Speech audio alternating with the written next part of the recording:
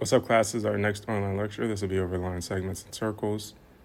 For those of you who were not here last week, this should help you out with the content that we did last week. If you have any questions regarding this content, do not hesitate to reach out to me. I hopefully will get back to you between today and tomorrow. So yeah, let's take a look. We're going to start off with circles. We're going to define a few line segments, important line segments that have a lot to do with circles. So let's take a look at the circle to our left. Here we'll title it circle 1, and we'll title the one to the right, we'll call it circle 2. So for circle 1, it seems to be the case that we have a line segment that starts from the furthest point to the circle and ends at the next furthest point on our circle. We would title that line, we would call that a diameter. That's called a diameter. If we take a look at circle 2 has a line segment that begins at the center point of the circle and ends at the edge of the circle. We call this line segment a radius. Let's see if we can form two functions to solve radius and diameter respectively. Diameter seems to be the case where it is equal to 2 radii, or we'd call 2 radius. The plural form of radius is radii, so it'd be 2 radius, right? And radius is equal to half of our diameter. This makes intuitive sense because if we take a look at our diameter to the left, if I were to just take half of that line segment, so as opposed to starting from the furthest endpoint and ending at the next furthest endpoint of my circle, what if I took half of that line segment? The halfway point in that line segment would be at the center point. So from the center point to the edge of the circle would definitely equal a radius.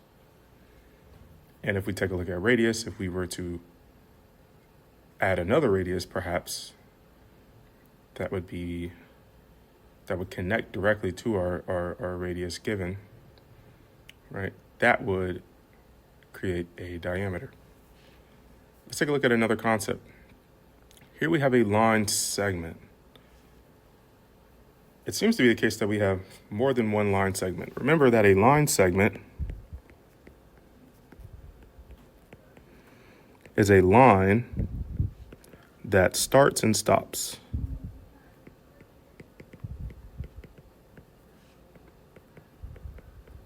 It starts and stops. All right? So a ray is not a line segment. Okay? This is not a line segment because this one starts but does not stop. So it starts, but it does not stop. This is called a ray. For this lecture, we will not learn about rays. We are just concerned about line segments. Line segments start and stop. So if we take a look at the line segment above, the total line segment, so from the furthest end of the line segment to the other furthest end, would be from A to C, right? A to C, right, which kind of look like that. From A to C, we would give it a symbol notation of this. So if you take a look at the symbol notation, it seems to be the case that we have our 2 points, which is A and C. And it seems to be the case that we have a line on top of A and C. This just simply means that these 2 points are connected via a line segment. That's what that means. So how many total line segments can we form from the one above? Well, A and C is a line segment. A and B is another line segment, right? Looks like B and C is another line segment. Right? So it looks like we have 3 total line segments.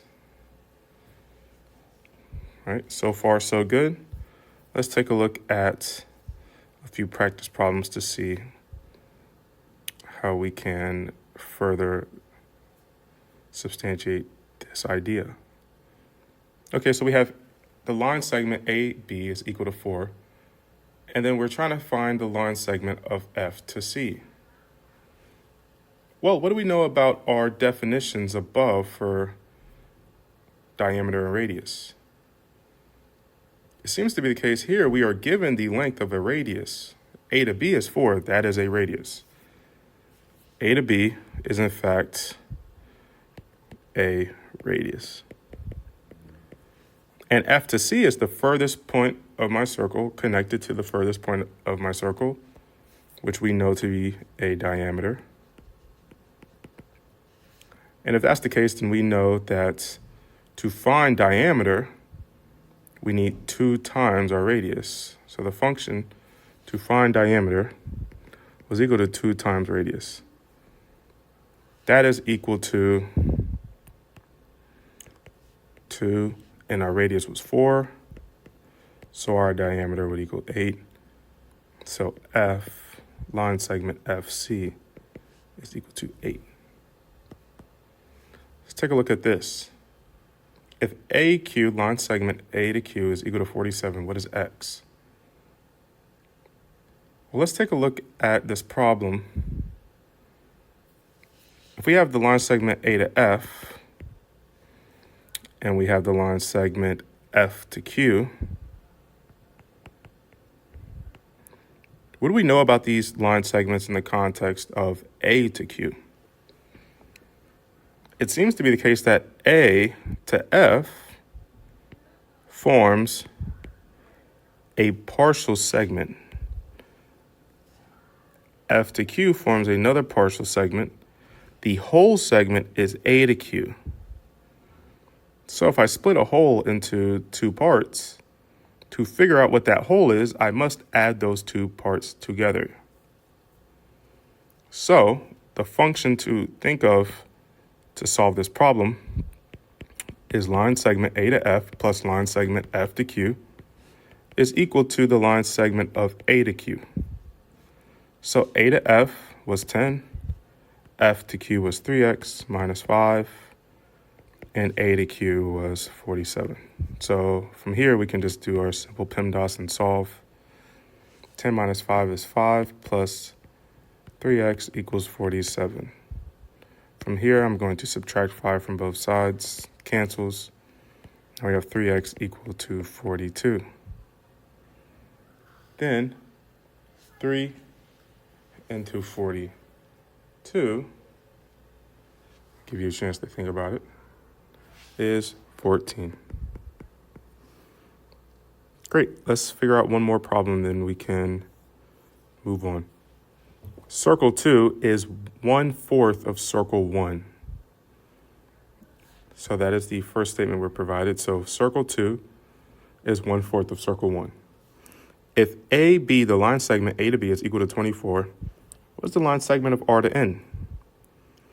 Well, the line segment of A to B is a line segment that is in circle 1, and it is from one endpoint of my circle to the other furthest endpoint of my circle. So we know the line segment of A to B is in fact a diameter.